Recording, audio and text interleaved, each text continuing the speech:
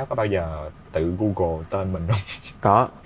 Thường thì kết quả sẽ là những tấm hình rất mập, những câu nói rất chất lượng của Táo, nhưng mà được post từ những năm rất trẻ trâu của Táo. gọi là kẻ thống trị nỗi buồn, chúa tể Hay nhất trầm của tư. Táo là kiểu vậy.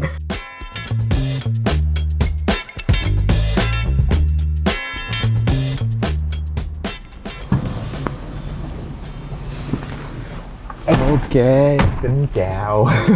Thôi sao rung dữ.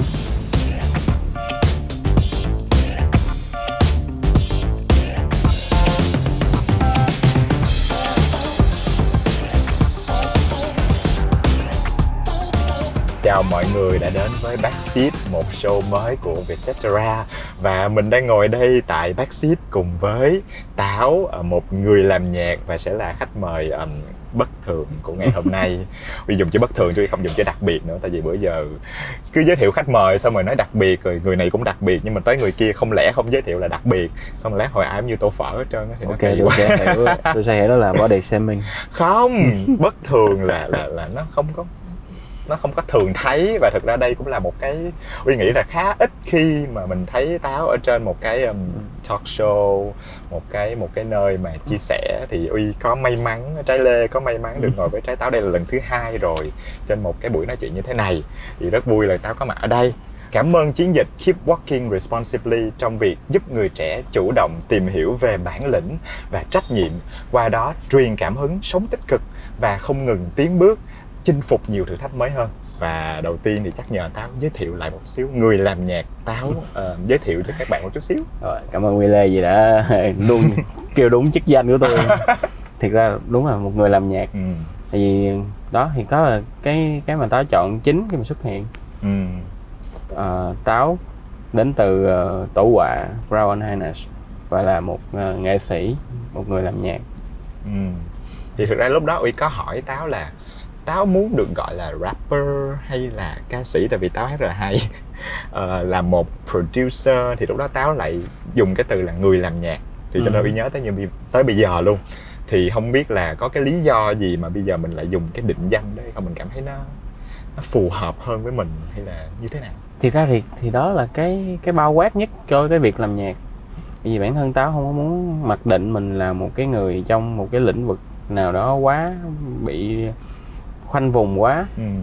Táo muốn thử nghiệm mọi thứ, nhưng mà cái sự gọi đó nó sẽ mang tới cái kỳ vọng và cái thành kiến ban đầu của người ta về cái sự xuất hiện của mình. Kiểu Táo không muốn là tại sao anh là rapper mà thấy anh hát hoài, hoặc là tại sao thấy anh hát nhiều mà anh không rap, hay là kiểu anh không gọi anh là ca sĩ, kiểu vậy. Cho nên là Táo muốn là một người làm nhạc. Anh là diễn viên hài mà anh cười, anh không buồn, anh buồn hoài. Tôi buồn trên nhạc thôi. Chúng ta sẽ đi đến cái chỗ đó. Uy rất là thích cái câu chuyện là mình được ngồi trên một cái tức là Uy rất thích những cuộc hội thoại Uy đã từng có với rất nhiều bạn trên cái ghế này luôn nè. Tại vì thường là không ngờ nó sẽ deep á, không ngờ mọi người sẽ đi đến một số chỗ, và lúc mà mình đang đi xe về đâu đó thôi thì mình sẽ chia sẻ những cuộc hội thoại đó. Thì cho nên câu hỏi đầu tiên muốn hỏi Táo là trên một chiếc xe như thế này nè, giả dụ như là mình sẽ đi đâu đó, một cái road trip, một cái chuyến đi xa với bạn bè, thì thường Táo nghĩ nếu được chọn mình sẽ chọn vị trí nào để ngồi? Mình sẽ chọn là người lái xe, là driver, mình sẽ chọn là shotgun, là người ngồi ngay kế người driver luôn, hay là mình sẽ ngồi phía sau? Chắc chắn là tôi sẽ ngồi ở shotgun. Vậy hả? Tại sao? Tại vì nó là một cái khiến cho mình rất là enjoy cái chuyến đi, nhưng mà mình không có quá nhiều trách nhiệm. Ủa vậy hả? Tại vì người lái xe là phải có trách nhiệm một cách tỉnh táo. Đúng. Nhưng mà cái người ngồi đằng trước thì sẽ được nhìn khung cảnh một cách toàn diện và nhiều hơn. Một phần trong số đó nữa là đến từ vật lý. Bởi vì ngồi ghế sau nó dằn hơn.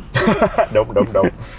Thực ra cái ghế shotgun là cái ghế rất là nhiều người dành. Và Uy có đọc được là ở một số cái nền văn hóa thì thực ra là ví dụ như là đi với công ty thì phải nhường cho sếp ngồi ghế đó nha, chứ không có. Còn thực ra là với Uy thì thường lại ghế đó là người ngồi ghế đó là người trả tiền taxi. Thực ra khi mà mình có một cái cụm từ là mà Uy thấy nó buồn cười với cái podcast này là take a back seat, tức là ngồi ghế sau. Tại vì đa số những cái người sẽ được phỏng vấn trong cái cuộc hội thoại này sẽ là những cái người làm rất là nhiều thứ, luôn luôn tiên phong trong một cái lĩnh vực gì đấy, luôn luôn định hình một cái gu nào đó. Thì hôm nay mình lại mời họ thay vì là driver, tại vì chắc chắn là trong cái sự nghiệp của họ, trong cái việc làm nhạc của họ, họ sẽ là người lái xe. Mình lại mời họ take a back seat, ngồi ở ghế sau để mình có thể nhìn một chút xíu cái sự nghiệp của mình, cái suy nghĩ của mình, cái định hướng trong âm nhạc của mình. Ok, chợt hiểu ra ý nghĩa của... như một người khán giả, như một người nhìn từ ngoài nhìn vào. Thì thực ra Uy biết là thực ra Táo rap từ rất lâu rồi, tức là trước khi làm gọi là một người gọi là bây giờ gọi là người làm nhạc, thì Táo đã rap từ rất lâu rồi, từ 16 tuổi đúng không? Tầm đó, cỡ đó. Và trong nguyên cái thời gian đó thì cái khó khăn của Táo lúc mà bắt đầu, tại vì Uy biết là lúc đó nó sẽ không có một cái trường lớp hay là một cái gọi là gì ta, một cái sự đào tạo chính quy nào cả. Thì Táo bắt đầu từ đâu và nó có những cái khó khăn gì? Thiệt ra thì cái việc không có trường lớp chính là cái khiến cho Táo chọn rap. Tại vì cái dòng nhạc này nó tôn thờ cái tính bản năng trong cái thời điểm đó rất là nhiều. Thì tới lúc đó Táo không hề biết là nó sẽ có những cái cuốn sách như là How to Rap để có không biết luôn á. Mà được rất nhiều người nổi tiếng biết. Thì cái người nghe nhạc rap lúc đó, và kể cả cái người làm nhạc rap lúc đó, họ không có một cái tiêu chuẩn nào hết. Họ chỉ đẩy hết tất cả những cái tâm tư của mình để làm ra cái bài nhạc rap đó. Thì đó là cái khiến cho Táo chọn. Thì nhìn vô có vẻ như đó là một cái khó khăn, là bởi vì mình không biết bắt đầu từ đâu, nhưng chính bởi vì nó không có cái khuôn khổ nào hết, cho nên mình muốn bắt đầu từ đâu cũng được. Mình sẽ không tưởng tượng là có một cái giới hạn nên là không được làm gì, đúng không? Thì đó, cái việc làm đầu tiên của Táo đó là nghe rất nhiều bài nhạc rap.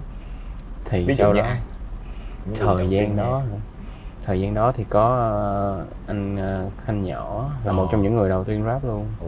Thì nhạc của anh, tại vì anh ở Mỹ cho nên gangster. Sau đó thì vui hơn là anh Phong Lê, nhưng mà lúc đó nhạc rap chưa được gọi là nhạc rap. Nhạc chế Phong Lê. Ok. Đó, thì sau một khoảng thời gian nữa, khi mà Táo nghe được một khoảng thời gian rồi á, thì mới có những cái số như là Hoa Học Trò. Thì lúc đó có mời Kim X với lại MLK. Thì đó, những cái người đó cũng là như mình rất là thích, tại vì họ cũng vừa hát vừa rap lên. Đó, thì đó là một trong những người đầu tiên mà mình nghe tới. Thì lúc đó chưa, thì Táo bắt đầu với rap Việt trước rap nước ngoài nha, bị ngược với mọi người là vậy. Đó, thì cái đó, thì cái việc khó khăn nhất trong cái khoảng thời gian đó là một là về thiết bị. Tại vì thiệt ra cái việc làm ra bài nhạc nó bao gồm rất nhiều bước. Và cái người như Táo lúc đó chỉ là một người viết được và trình diễn được, tức nghĩa là có thể mở lên xong rồi rap cho người ta nghe, chứ không phải là để sản xuất ra một cái bài nhạc hoàn chỉnh. Như vậy lúc đó thì mình sẽ hay kiếm beat đúng không? Kiếm những cái instrumental đã có, mình rap trên đó. Thì đó, thì trước đây mà kiếm ở trên đó. Thì hồi xưa là YouTube, với Táo thì YouTube lúc đó còn chưa thịnh hành. Nó sẽ có những cái website và những cái forum. Thì có Shadow Villa. Wow. Rồi, không biết luôn á. SoundClick. Đó là những cái trang đó nè, họ sẽ có đăng tải những cái beat mà non-profit, kiểu ai muốn download về download. Đó, xong rồi viết lên đó, rap trước, xong rồi thu bằng cái micro của Táo hồi đó có như đây, cái micro mà dùng để chat voice cắm laptop á. Trời ơi, cái bài nhạc của nó rè như cái nồi chè. cái bài nhạc đầu tiên mà Táo gọi là tự làm hết tất cả mọi thứ và tạm gọi là một cái sản phẩm đầu tay của mình, đó là bài gì? Là bài đó tên là To You. Là nó là một cái bài rap viết về chuyện như giờ là chuyện tình cảm này nọ thôi. Nhưng mà Táo đó lại muốn cái rõ ràng nhất của cái bài đó nó giống như là một bài remake. Thì thực ra thì lúc đó Táo sử dụng cái flow và những cái cách viết lời rất là giống những cái người mà Táo nghe thời điểm đó. Cho nên chưa quá sáng tạo trong cái quá trình. Đồng ý. Nhưng mà thực ra lúc mà mình mới đầu làm sáng tạo thì cái thứ đầu tiên mình làm sẽ là bắt chước. Mình sẽ tiếp thu những cái thứ mình nghe, mình đọc, và sau đó mình làm ra một cái mình cảm thấy là nó hay như vậy. Đúng. Nhưng mà dĩ nhiên sau đó thì tìm được cái tính nguyên bản của cái sản phẩm của mình nó sẽ mất một cái thời gian lâu. Vậy thì thực ra hồi nãy có dùng cái từ bất thường, thì cái từ bất thường đó là một lời khen. Tại vì tôi nghĩ là cái gu mà Táo đang tạo ra nó đối với Uy, ít nhất là trong lĩnh vực Uy biết thì nó khá là ít. Vậy thì đối với Táo, cái sản phẩm nào hay là cái bài hát nào nó là cái dấu ấn đầu tiên mà Táo cảm thấy là bây giờ tôi có cái gu đó rồi nè, bây giờ đây là một cái gì đó khác nè. Tại vì Uy nhớ là trong thời gian đầu thì Táo hình như được biết tới một cái từ là horror, là kiểu hơi kinh dị, dịch có đúng không ta? Kinh dị không, cũng không hẳn đúng không? Horrorcore. Nó sử dụng một số cái yếu tố mà nó hơi thì rõ ràng cái sản phẩm đó là kinh dị. Và cái đó là một trong những cái, nó là một trong những rất nhiều cái option mà Táo thử nghiệm trong lúc mà làm nhạc. Táo thử qua với rock, thử qua với những cái thể loại kinh dị hơn, thử qua với cả một tí cho cái yếu tố nhạc kịch và cả đương đại. Thì nó cũng là chỉ là một trong những cái trên cái hành thử nghiệm thôi, thử nghiệm đi tiếp của mình, đúng không? Thì cái quan điểm của Táo giữ vững nhất trong cái quá trình làm nhạc của Táo là không được cho hai bài giống nhau. Kể cả là khai thác cùng một cái mood, cùng một cái chủ đề, nhưng mà nó không được giống nhau. Quá 20-30% là coi như không, bài đó sẽ không bao giờ được release.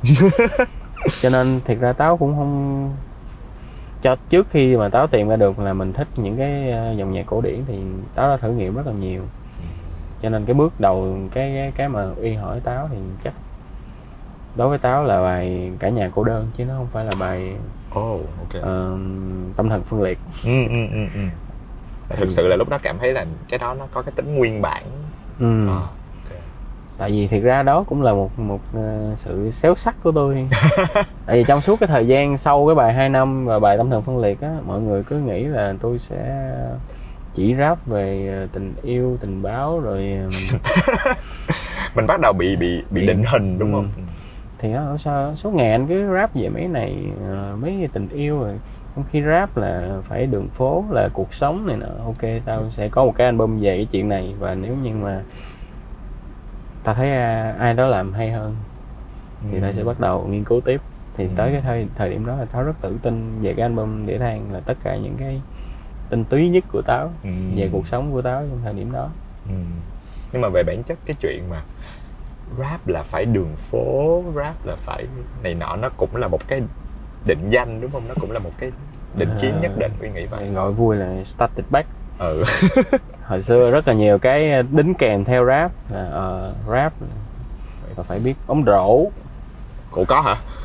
Kiểu baller, kiểu không biết. Rap là trượt ván, rap là beatbox, rap là này kia cái nọ. Thì tại sao không phải là rap thôi? Đúng rồi. Giờ tôi chỉ giỏi nhất cái này thì tôi sẽ tập trung như tôi làm cái này. Đó.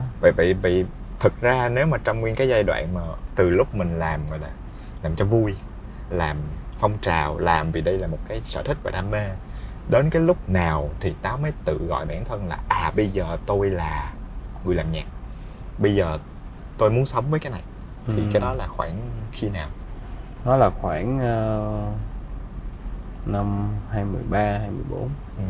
Sau khi tốt nghiệp cấp 3 là đùng một cái muốn học âm nhạc luôn.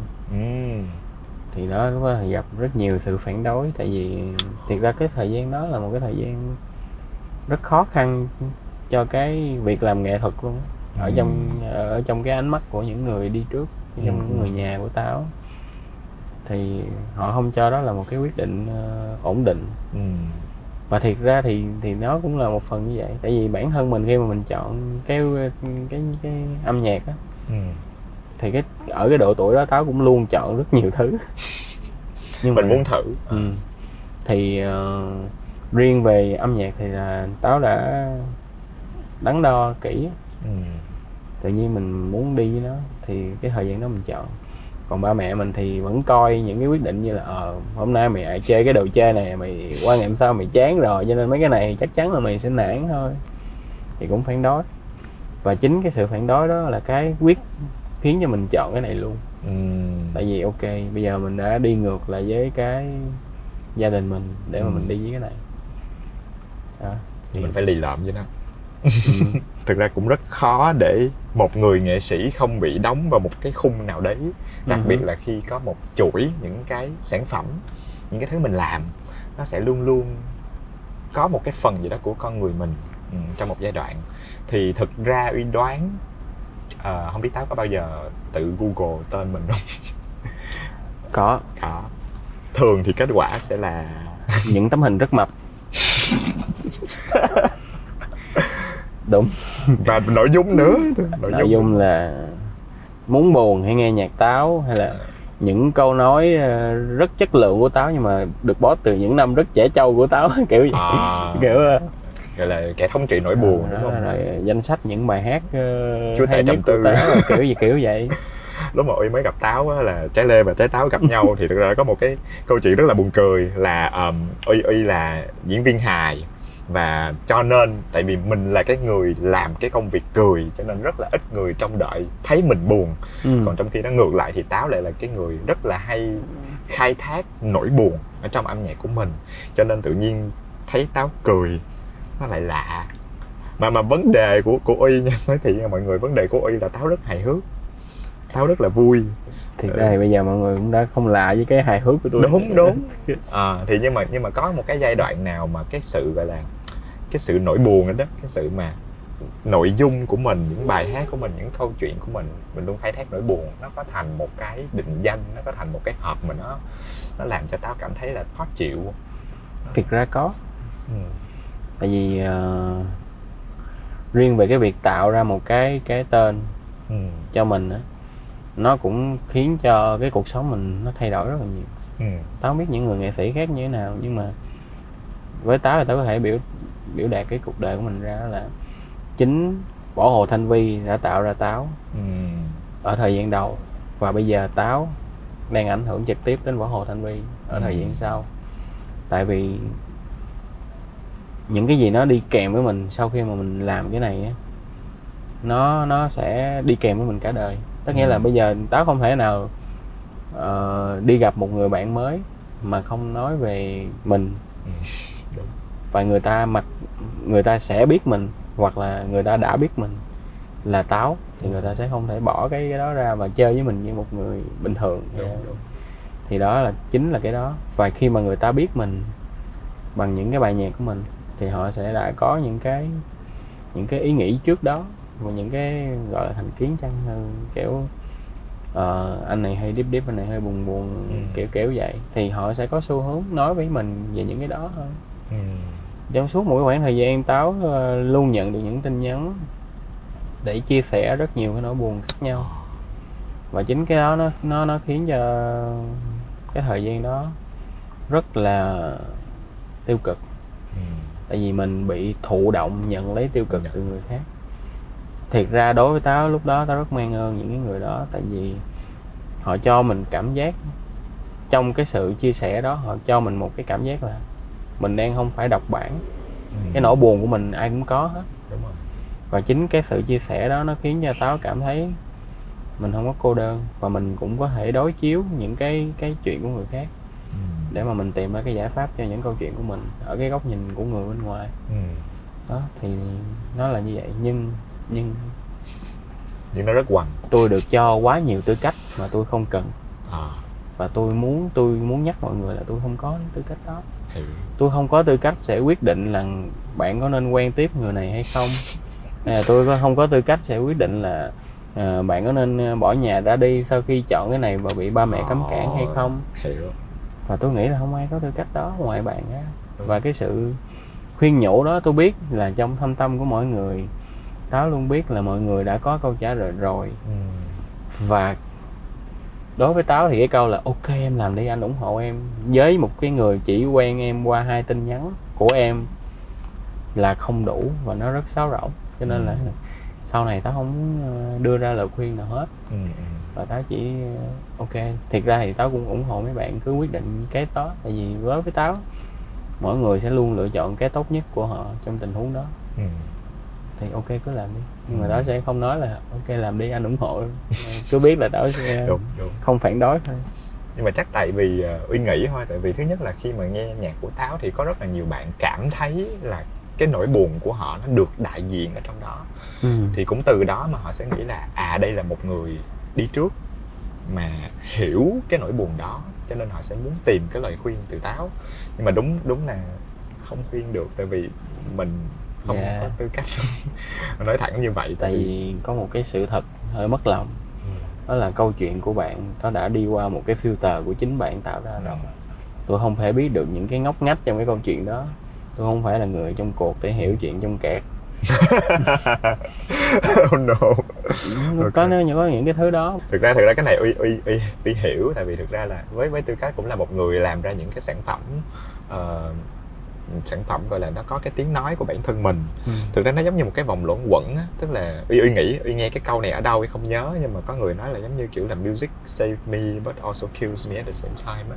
Tức là kiểu cái nhạc mình làm, gọi là một người làm nhạc thì khi mình làm ra nó vừa cứu sống cuộc đời, cứu sống tâm hồn của mình, nhưng đồng thời nó cũng giết dần giết mòn mình, kiểu như vậy. Tại vì cái cảm xúc đó rất là mâu thuẫn.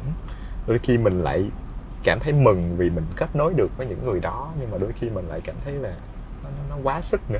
Thì Táo có trải qua cái vòng đó, có cảm giác thấy cái thực ra thì ở gần đây có viết một cái status về cái chuyện đó. Wow. Nhưng mà đối với Táo thì nó trực quan hơn một chút nữa. Và cái trường hợp của Táo nó không đơn giản là âm nhạc, mà là những benefit đến từ âm nhạc. Cái này nó cũng khá nhạy cảm, nhưng mà về cơ bản thì đối với Táo thì những người nghe nhạc của Táo là những người nuôi sống Táo, và cũng là những người khiến Táo rất sợ.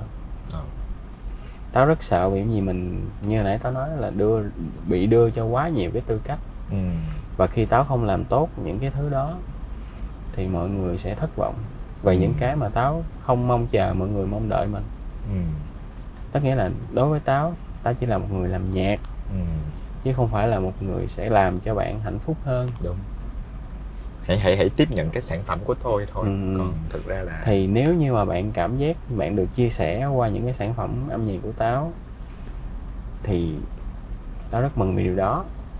Nhưng nếu bạn không cảm thấy khá hơn thì Táo cũng buồn cho bạn, nhưng mà Táo không thể xin lỗi bởi vì Táo làm cho bạn thất vọng. Tại vì cái Táo làm tốt nhất là làm nhạc, và Táo đã làm hết cái đó, hết sức của mình rồi. Và Táo cũng muốn mọi người hãy tách bạch cái đó ra. Bởi vì khi mà bước ra khỏi phòng thu và bước xuống khỏi sân khấu thì Táo là một người bình thường. Táo không mong đợi người ta sẽ đưa mình lên một cái vị trí nào cao hơn. Cho nên hãy đừng đưa Táo xuống cái vị trí thấp hơn khi mà mọi người thất vọng về mình. Và Táo thấy cái đó đang xảy ra rất nhiều xung quanh. Đó là mọi người mặc định là những người làm nghệ thuật đang mong cầu được một cái vị trí đứng trên người khác và một cái biểu mẫu gì đó. Nhưng mà không. Đúng. Cũng là người bình thường thôi. Là người bình thường. Người bất thường, mập bất thường. Nếu mà nói về những cái lúc mà Táo cảm thấy là cái áp lực đó nó nặng, cái sự căng thẳng đó nó nặng, thì đối với Táo thì Táo sẽ làm gì?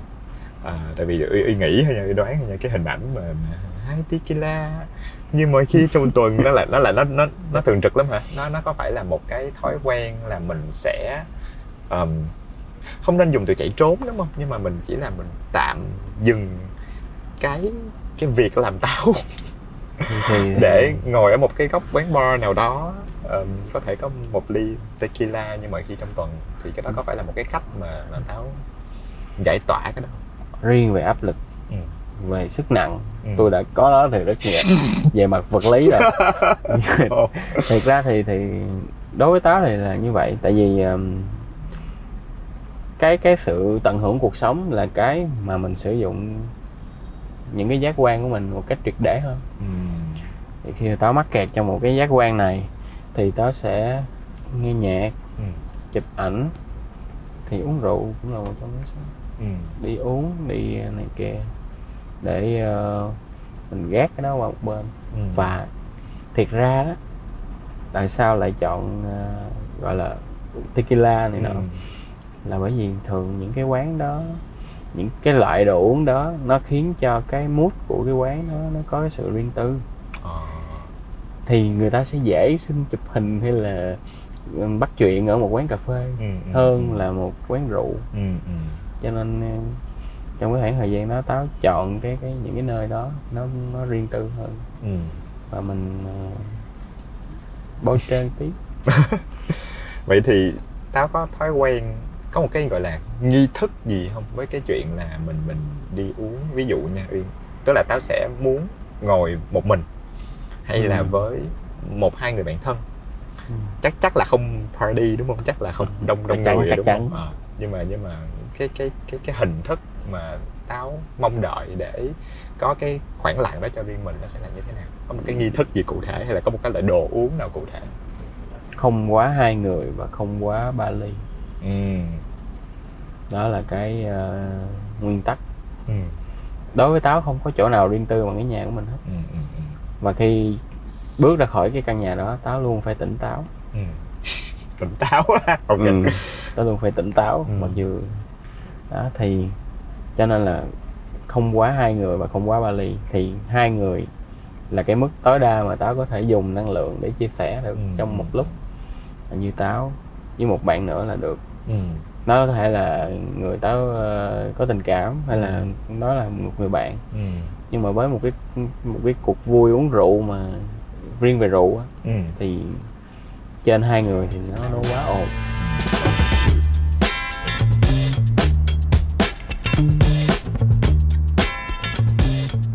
Thì đó là những cái phần chia sẻ nãy giờ mình đi xe, mình lượn qua, mình lượn lại cũng hơi đặc buồn nhiều chỗ deep rồi. Qua nhiều thung lũng quá rồi. Khi anh qua thung lũng, ok. Nhưng mà bây giờ ngoài những cái câu hỏi và câu trả lời thì mình còn có chuẩn bị một cái phần đặc biệt, mình gọi là Backseat Challenge, thử thách ghế sau. Ok.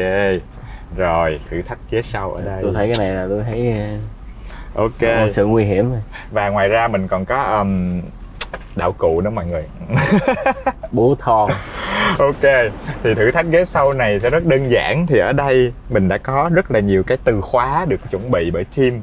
Và cả Uy với Táo cũng sẽ chơi một cái trò chơi, đó là mình sẽ bóc một cái từ khóa trên đây và trong 10 giây nghĩ ra những cái bài hát mà có cái từ trong này. Không biết có từ Táo không hả? Kiếm cái từ...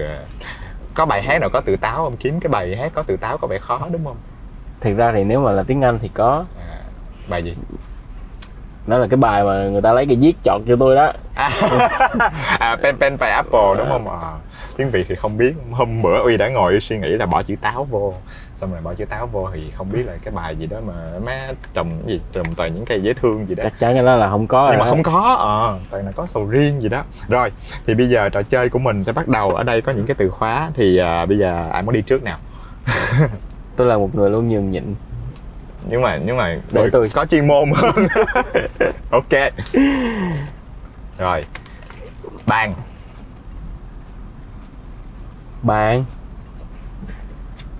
Tại vì con nghĩ không ra nha. 10 giây hả trời? 10, 9, 8, 7. Nhớ là ngày nó bàn tay mình. Bàn tay. Ok. Vậy là tôi được quýnh Huy đúng không? Oh no. Ok rồi, chấp nhận. Hay là bài đó là bài gì ta? Hẹn thề nhau chi giờ đây mình đừng ai lấy về đúng không? Ok. Rồi. Dễ quá à. Ok, tới Uy nha. Think outside the box nha. Outside the box nha. Uống. Ủa chết rồi, cái bài đó là bài gì ta? Tôi có rồi đó. No, từ ủa cái bài gì mà dốc mai nhưng trên chua cây này có chữ uống không? Đó là chữ dốc. Uống thôi đưa đầu đi. Câu là trả lời là bài gì? Anh chàng đẹp trai ngồi trong quán uống ly cà phê. Ok, cái thử thách này nghe nhạc chợ đi. Thực ra là tôi đặt ra cái thử thách này để coi gu quá nha mọi người. Nhưng mà rõ ràng là qua 2 câu trả lời vừa rồi thì cái gu đó là một khá lạ. Khá lạ. Không có gì lạ hết á. Lạ thôi, ai đánh giá gì đâu. Rồi, xin mời. Một thời. Ủa? Tính uống thiệt cho uống đi. Rồi, xong. Từ khóa huyền thoại Táo. Ủa, mình có được xài tiếng Anh không? Tiếng Việt ơi. Tiếng Việt ơi là quýnh đi. Chứ giờ cái đồ ra. Tao từ cho 10 giây suy nghĩ. Cho 10 giây suy nghĩ trước khi quýnh. Có không? Có không ta? Thiệt luôn á. Thì ở đây là nhiệm vụ của Táo, đó là viết bài hát tiếp theo có chữ Táo để những người chơi game sau có bài để hát á. Mừng Tết mà lúc đến nha. Thật ra cái đó không có táo vậy. Không có. Táo. Cái Thôi, gì ok. vậy? Rồi ok xong. Ok. Ok, tới quay kìa. Rồi ok. Khó quá nha. Chơi. Trời ơi, chơi cái gì ta? Ủa chết rồi. Ủa sao tự nhiên nghĩ không ra là chơi. Chắc chắn là Cháu lên ba cháu vô móc giáo không được.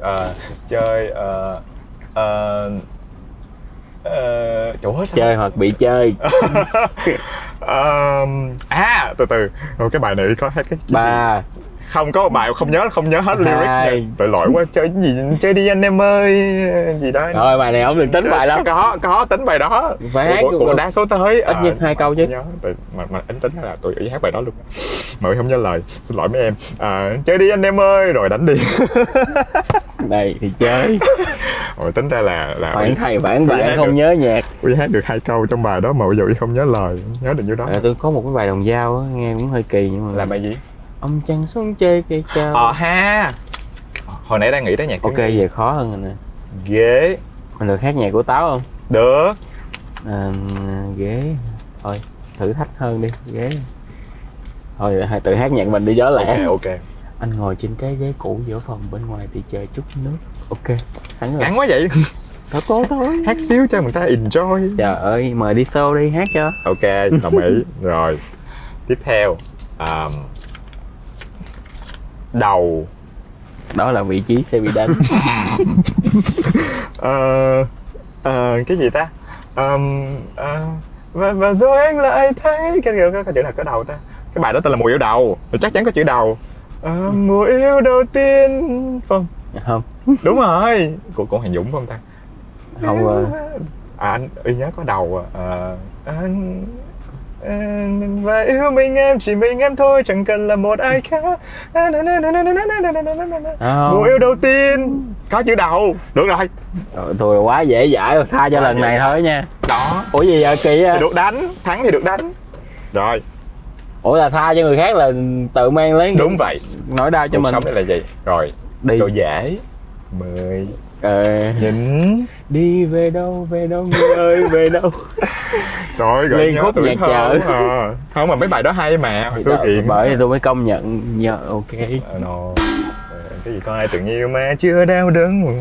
Ok. Rồi những đó là nhạc huyền thoại 9X của chúng tôi đó các bạn. Rồi. Tay. Không được xài lại bài cũ nha.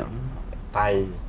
Không biết sao cái bài đầu tiên trong đầu Uy là cái bài gì cái tay nắm lấy cái tay bắt được cái đầu. Ok. Lên nào chạy lên nào gì đó không ta? Mà những cái nhạc quảng cáo. Vậy nếu không được hát nhạc quảng cáo thì là tôi đánh thôi. Từ từ. Tay còn cái option nào khác không ta? Hai bàn tay của em. Đúng không? Ok. Em múa cho mẹ xem. Đúng không? Ok. Hai bàn tay của em đó, nhưng mà tự nhiên không biết sao TikTok đã gắn vô thêm cái Watermelon Sugar High vô. Đó là của một bạn tên là Chi Xê. Ủa vậy hả? Sáng mashup. Bây giờ không nhớ bài gốc luôn á. Rồi chân. Chân hả? Có bàn chân lặng lẽ. Ok. Cái này trong phim đúng không? Đúng. Trong phim đúng không? Phim Nhưng mà phim nó gì? cũng là nhạc. Cảnh sát hình sự. Ôi trời ơi, tự nhiên nhớ cái bài đó. Retro ghê. Rồi, đây là lá thăm cuối cùng. Buồn. Ok. Khó quá ta. Buồn. Người vui hãy buồn đi. Buồn cái gì ta? Từ từ. Hôm nay tôi buồn một mình trên phố đông. Ok, Ánh đèn ok. ánh sáng không thuộc lời. Những gương mặt lạ lắm đưa mặt đây. Thì đáng lẽ là không một lời là phải bị quýnh chứ. Ủa thì mình cũng có chữ buồn rồi. Ok, Nhớ được tới chữ ok. buồn rồi. Rồi, ok mọi người, cái game này ban đầu dự định là tôi phỏng vấn một người mà tôi nghĩ là gu rất là có nhiều Đó bài gọi là hay ao cho mọi trình. người nghe, nhưng mà ngờ đâu nó lại trở lại một cái hành trình trở về tuổi thơ. Ao trình. Những người 9X thì nãy giờ cũng biết ai thắng ai thua, nhưng mà nói chung là nhận ra là mình thiếu hơi nhiều kiến thức âm nhạc.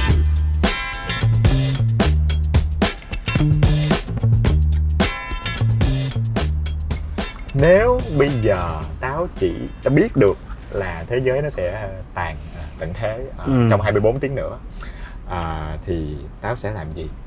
Và thật ra để định hướng câu hỏi luôn thì làm nhạc hay làm tình.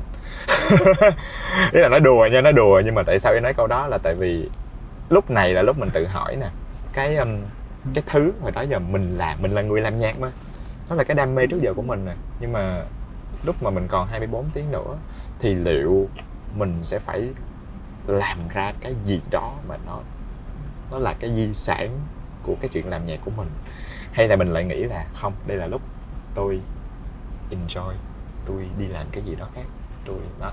Thì Uy đang tự hỏi là với Táo thì cái quan điểm của Táo nó như thế nào, hoặc là nó có thể là một cái hướng thứ ba chứ không cần là hai hướng đó. Nếu như mà bắt buộc phải chọn thì tôi sẽ chọn hai cái cùng lúc. Tôi sẽ Actually cái nó cũng được đó nhỉ. Tôi sẽ vừa viết nhạc vừa trình diễn nó trong lúc mình đang thăng hoa cái kia, nhưng mà vẫn có nhạc. đó. Thì thực ra đối với một người làm nhạc, đối với Táo Chăng thì đã luôn tận hưởng cuộc sống mọi lúc, cho nên tận thế ngày mai thì ok, tới đó chắc nó sẽ ấy. Nhưng mà và cái di sản đó nó đâu có giá trị, nó đâu gọi là di sản, tự nhiên ngày mai tận thế cũng đâu có ai giữ cái đó nữa đâu. Khủng long sẽ tìm thấy một bài hát trong lúc tôi làm tình kiểu vậy. Thì đó, cho nên cái câu hỏi này nó đang ở một cái thế rất khó, là thiệt ra là mọi người muốn Táo trả lời là mình sẽ làm gì, trong khi bản thân Táo cũng đã làm mọi thứ như là ngày mai tận thế rồi. Vì tất cả những thứ Táo làm mỗi ngày, hít thở, sống, tận hưởng những thứ này, nó đều là di sản, và người ta nhớ tới cái di sản đó là Táo, con người đó. Mỗi ngày, mỗi giờ, mỗi phút. Đúng. Thực ra cũng may, tại vì Uy nghĩ là nếu mà câu hỏi này nó sẽ ảnh hưởng tới mình á, nó sẽ ảnh hưởng khi mà chúng ta không thật sự đang enjoy mỗi ngày hoặc là sống mỗi ngày như là. Thiệt ra thì tôi biết cái câu này nó sẽ gài cho người trả lời chọn ra cái họ đang, một là đang lâu rồi chưa làm, hay là không có ý định đó nha, nhưng mà đồng ý. Tại vì đó đúng. Thì cuộc sống của Táo, khi mà hồi xưa Táo có đọc một cái dòng trong sách của Osho, nó nói về hoạt động và hành động. Sau khi đọc về cái đó thì Táo mới biết là ok, mặc dù Táo chỉ đọc một dòng đó trong cái cuốn sách đó luôn, thì Táo nhớ được cái định nghĩa của hoạt động, tức nghĩa là những cái mình làm mỗi ngày một cái guồng quay, và hành động là cái mình muốn và mình làm liền, bộc phát. Thì Táo đã để cho cái sự hành động của mình nó liên tục. Tức nghĩa là Táo sẽ mở mắt dậy và hỏi bản thân là bây giờ mình muốn làm cái gì. Có một cái ý định rõ ràng. Nó không hẳn là ý định, nó chỉ là một cái suy nghĩ và nó khiến cho Táo muốn, và Táo làm cái đó liền. Cho dù kế hoạch ngày hôm qua là bữa nay sẽ làm cái gì đó khác, thì nếu như nó không quá quan trọng và nó không quá ảnh hưởng tới trách nhiệm và công việc của mình, thì Táo sẽ chọn làm cái mà mình muốn làm hơn là cái mà mình phải làm. Ok, vậy thì chắc là câu hỏi tiếp theo mà Uy muốn dành cho Táo đó là Táo có phải là một người làm nhạc vì một cái sứ mệnh gì đó, hay chỉ đơn giản là mình làm nhạc để mình thể hiện và trình bày cái tôi của mình, bản thân của mình với thế giới? Cái hai cái vế đó nó không phải là hai thứ khác nhau. Không phải là hai thứ khác nhau mà nó là một rồi. Tại vì khi mà mình thể hiện mình hay là cái gì đó với ai đó, nó là sứ mệnh của cái âm nhạc đó. Thiệt ra thì đối với Táo thì tôn chỉ của Táo đơn giản, từ lúc mới làm tới giờ cho tới bài hiện tại luôn, thì nhạc là cái để mình kể câu chuyện của mình, và nó phục vụ mình. Táo sẽ không vì ai đó hay là vì một cái yêu cầu nào đó mà Táo làm một sản phẩm âm nhạc. Bởi vì Táo không đủ khả năng và đủ tài năng để làm theo brief. thì đó làm, thì ra cũng không có bài xích vấn đề, nhưng mà Táo sẽ chuyên về cái việc làm cho mình hơn. Và Táo cũng không muốn đặt quá nhiều cái sứ mệnh gì đó quá nhiều, mà là đối với Táo thì nghệ thuật nó sẽ tự tạo ra cái gì đó cho nó. Và mình đừng kỳ vọng là nó sẽ giúp cái gì đó. Tại vì cái sứ mệnh đó nó có được thực thi hay không, nó đến từ cái việc quyết định của cái người thưởng thức tác phẩm đó. Táo không thể nói là tôi muốn làm nhạc để tôi chữa lành mọi người, mà là mọi người muốn được chữa lành, sau đó mọi người chọn nghe nhạc, hoặc là sau khi mọi người nghe nhạc mọi người quyết định tự chữa lành cho họ. thì tao không muốn đặt cái gánh quá nặng lên những đứa con tinh thần của mình. Tao làm nhạc và tao kể về câu chuyện cuộc sống của mình, về cảm xúc buồn của mình, và đó chính là cái thứ duy nhất mà âm nhạc nó truyền tải. Đó là đây là cuộc sống của một người tên Táo, người làm nhạc và viết những bài nhạc về nỗi buồn của người đó. Và nó giống như là một cái bức tranh được lồng kính. Thì khi người ta nhìn vào cái bức tranh đó, cái phần kính ở đằng trước cái bức tranh sẽ khiến cho họ phản chiếu bản thân mình ở trong cái bức tranh đó. Very deep. Rất sâu. Và đó chính là cái khiến cho họ cảm thấy đồng cảm. Và khi mà họ cảm thấy sự đồng cảm, nó sẽ giống như Táo ban đầu, là khi mà mình nghe nhạc, mình cảm thấy được mình không phải là độc bản, mà đã có những người giống mình không cô độc. Và họ đã tìm được cách, thì giờ họ cũng sẽ tìm được mình cũng sẽ tìm được cách thôi. Đó là vậy. Thực ra cái này nó làm mình nhớ tới một cái câu chuyện buồn cười là hồi xưa lúc mà mình học văn lúc nào cũng sẽ có những cái ý phân tích văn và xong rồi mình tự hỏi là nhà văn đó có cái ý định đó hay không, hay là nó đang là một cái ý tưởng, một cái ý niệm được gán ghép từ về sau. Và dĩ nhiên là với tư cách một người nghệ sĩ, tôi nghĩ đây là một cái rất là khó khăn, tại vì mình chỉ sở hữu cái sản phẩm của mình khi nó còn trong tay mình thôi.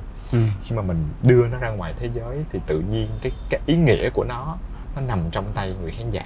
Nó nằm trong tay những người nghe, tại vì chính họ cũng là những người phản chiếu nó theo rất là nhiều cách, theo cái lăng kính xã hội riêng của họ. Đó là lý do mà Táo đã quyết định đi thêm một bước nữa. Đó là sự xuất hiện của Võ Hồ Thanh Vi trên cái bay Táo. Tại vì Táo nhận ra một chuyện á, kể cả cái việc phê bình và phán xét hay là những cái comment tiêu cực á, nó cũng đang bị bắt chước. Nó nghĩa là sẽ có một người nào đó vào để một câu vô thưởng vô phạt để trên trước, và những người khác sẽ bắt chước comment hay cái đó để tạo ra một cái loạt dòng. Nó nhìn như spam nhưng mà nó là vậy á. Vậy thì tại sao người đó không phải là mình luôn? Trời ơi. Đúng không? Tại sao tôi không phải là người đầu tiên chê tôi? Và những cái khi mà tôi tự chê mình thì tôi mắc cười, và những người ta bắt chước cái sự chê của mình để chê mình thì mình mắc cười hơn nữa. Thì đó. Và cái thứ hai nữa là Táo muốn dùng cái hình tượng đó để Táo đứng ở vị trí của một người thưởng thức chính tác phẩm của mình, để giải thích cho những người kia là mình đang làm gì trong cái tác phẩm này. Tại vì thiệt ra cái sự connect, cái sợi dây kết nối duy nhất của người nghệ sĩ với cái người thưởng thức á, nó đang bị mỏng quá, nó đang bị sơ sài quá. Là chỉ là cái đường duy nhất là người ta chỉ nhìn thấy tôi qua tác phẩm của mình, và người ta không đặt cái tác phẩm đó vào cái ngữ cảnh sáng tác của tôi để hiểu được đúng cái mà tôi muốn truyền đạt. Và chính cái đó nó gây ra rất nhiều sự hiểu lầm. Và chính cái sự hiểu lầm đó nó gây ra rất nhiều cái phiền toái sau này. Thì ok, bây giờ tôi sẽ, thay vì tôi biết có nhiều người tạo adlon để tự giải thích MV thì tôi tự làm bằng tên ad chính của mình cho nó lẹ.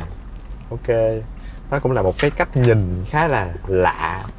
Bây giờ Táo vẫn làm nhạc, mà rõ ràng hồi nãy dù đã gài rất nhiều câu rồi, nhưng mà rõ ràng là cái việc làm nhạc nó vẫn luôn là một cái thứ Táo còn không gọi là sứ mệnh hay gì, chỉ đơn giản là tôi phải làm cái đó hàng ngày, đúng không? Giống như nấu ăn, giống như chị toilet. Thì Y đang tự hỏi nha, Y đoán thôi nha, là ngày xưa lúc mà mình mới bắt đầu thì mình cảm thấy có rất là nhiều thử thách, là giống như kiểu là mình không biết làm nhạc, mình không biết làm beat, mình không quen ai để mà đi làm show hay cái gì đấy, thì mình cứ hay có những cái câu rất là sáo rỗng là kiểu phải đương đầu thử thách. Nhưng mà Y đến thời điểm này thì Y đoán là Táo không còn ở giai đoạn đó nữa, đúng không? Táo không còn ở giai đoạn là ôi những thử thách này thật khó khăn với tôi, mà Táo lại đang là cái người muốn tạo ra những cái thử thách cho bản thân. Vậy thì làm sao để có thể đi tiếp? Tại vì Y nghĩ là cái đó là một cái sự cân bằng rất khó. Mình vừa phải tạo đủ thử thách để mình không chán, nhưng đồng thời là cái thử thách nó cũng không nên quá căng để mình nản. Thực ra là không biết vì sao, chứ cái mà tôi sợ nhất khi bị nhốt vô cái phòng là cái phòng nó không có gì hết. Một cái không gian trống mới là cái người ta sợ. Chứ một cái không gian khó khăn, tại vì cái khó khăn nó sẽ đi kèm những cái giải pháp. Khi không có khó khăn thì cũng không có giải pháp. Đúng. Thì bởi vậy cho nên là hồi xưa thì nó giống như kiểu Sudoku á. Giờ gần đây mới có một cái, tại vì tôi giờ mới được một cái liệu trình vừa đạp xe trong phòng gym vừa giải Sudoku cùng một lúc. Wow. Thì tôi nhận ra một cái đó là thiệt ra chính mình là cái người duy nhất có thể thấy được cái đường thoát trong cái khó khăn đó. Tại vì mình sẽ bắt đầu mình lật lại những cái thứ đẩy mình tới đây và mình sẽ giải lại đó cho nó đúng, rồi mình thoát ra. Thì cái sự trải qua đó nó tạo ra cái kinh nghiệm, và chính cái kinh nghiệm đó nó làm giảm cái rủi ro và cái sự làm giảm cái khoảng cách của cái tệ nhất và cái tốt nhất, để càng lúc nó càng nâng cao lên là không thể nào tệ hơn cái này và không thể nào quá tốt, kiểu vậy. Mà nó ổn định cái đó lại và nó khiến cho mình đi về phía trước một cách bình thản hơn. Tại vì ok, giờ nó không còn bất ngờ. Và đối với Táo thì nó là vậy. Cái thử thách mà hiện tại của Táo là do Táo tự đưa ra. Và chính bởi vì mình đưa ra cho nên là mình giải quyết nó được. Mà nếu mình không giải quyết nó được, mình bỏ quá bến, mình làm thiệt ra thì mọi người quên mất một chuyện đó là có rất nhiều thứ song song chạy cùng một lúc. Và đôi khi cái bế tắc nó đến từ việc là mình đã cố gắng giải quyết tất cả những cái thứ đó cùng một lúc. Thì khi Táo bị mắc kẹt cái này, hãy nhảy qua giải quyết những cái khác, đột nhiên tự nhiên nó có cái khe hở để mình giải quyết cái này. Thì đối với Táo thì là vậy. Táo nghĩ là nếu mà mọi người cứ thử giải quyết những cái đó. Như cách giải toán thì người ta kêu là giải cái gì dễ hơn trước, cái nào mà mình làm được liền trước thì mình làm, rồi mình đi về phía trước.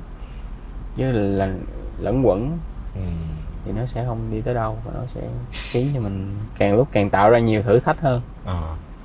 Ok, vậy là một thử thách là vừa chạy xe hay vừa đạp xe hay vừa giải Sudoku. Có một cái máy đạp xe đó, sau okay. nó có cái bảng mình giải. Oh my god, ok. Rồi, vậy thì trong tương lai á, thì không, bây giờ có một câu hỏi ngắn nữa thôi mà mọi người cũng sắp hết rồi. Thì một câu hỏi là nếu mà nói về một nơi mà Táo thường muốn đến để tìm cảm hứng thì nó sẽ là nơi nào? Nó cũng có thể là một nơi gần hay là một cái không gian sáng tạo nào đó mà Táo quen, hoặc nó cũng có thể là một nơi xa. Thì thường là Táo sẽ đi đâu? Câu trả lời nó quá rõ ràng ngay từ đầu cho tới giờ. Đó là nơi tôi đang ngủ luôn. Thiệt ra đối với Táo, cái nơi an toàn nhất là cái nơi mà Táo có thể làm được mọi thứ đó, tức là cái căn phòng ngủ của mình. Kể cả bây giờ, đôi khi nếu mà không quá quan trọng thì Táo vẫn thực hiện cái chuyện thu âm, lấy vocal ở phòng. Thì đó chính là cái nơi mà mình có cái địa thế, mình chó chạy gần nhà đó kiểu. Đối với Táo chỉ tự do sáng tạo nhất và riêng tư nhất là ở phòng. Thì ở đó Táo có thể nhìn được mọi thứ bằng cái vỏ bọc của mình, bằng cái quan điểm của mình, mà không có ai bàn ra hay không phải cọ sát cái đó với ai cả.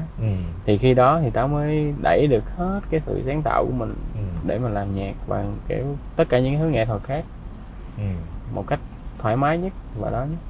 Còn cảm hứng thì nó là ở khắp nơi và nó ở cái việc sống. Tại vì đối với Táo cái việc làm nghệ thuật á, nó vừa nhàn mà nó vừa mệt.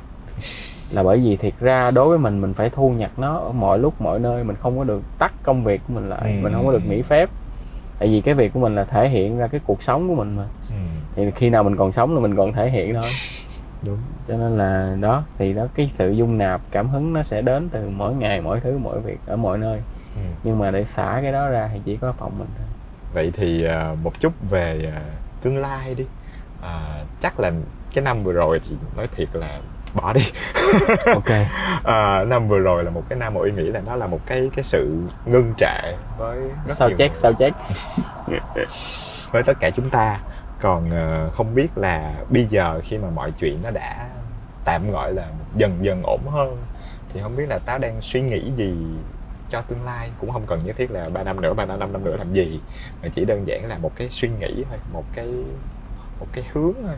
Thì Táo có cảm giác là mình sẽ thay đổi cái gì, hay là học thêm cái gì, hay là có một cái dự định gì đó cho cái sự nghiệp của bản thân mình hay không? Táo muốn được đứng trên sân khấu nhiều hơn. Và khi mà không có quá nhiều sự kiện cần tới mình thì mình sẽ tự tạo ra cái sự kiện đó. Đó là những cái mà Táo muốn phát triển trong tương lai, là bản thân mình có thể tự làm ra những cái tour diễn hay là cái show diễn của bản thân. Tiếp theo là nhiều album hơn. Tại vì mọi người, Táo thấy giờ gần đây ít album đó. Và Táo muốn tạo ra một cái thử thách cho bản thân đó. Là Táo muốn thử làm những cái mà ít người làm, càng nhiều càng tốt, những cái mà ít người làm, và học theo. Và những cái thử thách tiếp theo của Táo là những cái mảng khác của nghệ thuật. Và Táo sẽ học rất nhiều những cái thứ đó để bổ trợ cho cái việc làm nhạc của mình. Có ví dụ nào không? Hay là diễn kịch chăng? Tôi cũng đã tính cái đó từ lâu. Có thử diễn hay độc thoại không? Thôi đừng cài nữa. Tôi sẽ quá nhiều sự cài cấm ở đây. Tôi sẽ vẫn tiếp tục cài. Và hy vọng là Táo đã có một cái thời gian ngồi ghế sau thú vị, ra đi một cái hành trình rất xa, lượn qua lượn lại, rất là dằn, rất là nhiều sốc. Thì có rất là nhiều thăng trầm, có những giai đoạn, những cái đoạn chia sẻ khá là deep cũng như là những cái trò chơi vui vẻ.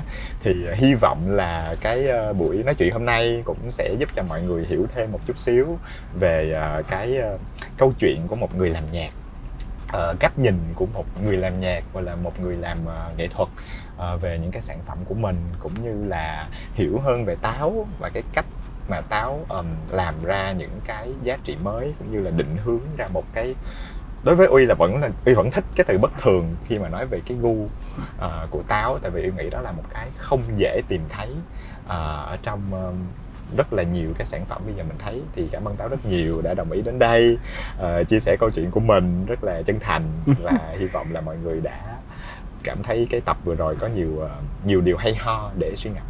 Ok, cảm ơn Uy, cũng như là Vietcetera, cũng như là Radio đã tạo ra cái cơ hội để Táo được nói hơn về bản thân mình. Thì nó thì thiệt sự ra thì cái hay của cái việc này là Táo cũng rất chọn lọc cái chương trình để tham gia. Mình muốn hướng tới cái thứ mà mình muốn truyền tải nhiều hơn là những cái câu hỏi nó lặp đi lặp lại. Đó là cái lời cảm ơn của Táo dành cho chương trình. Và cũng như là cảm ơn những người sẽ xem chương trình và hiểu Táo hơn.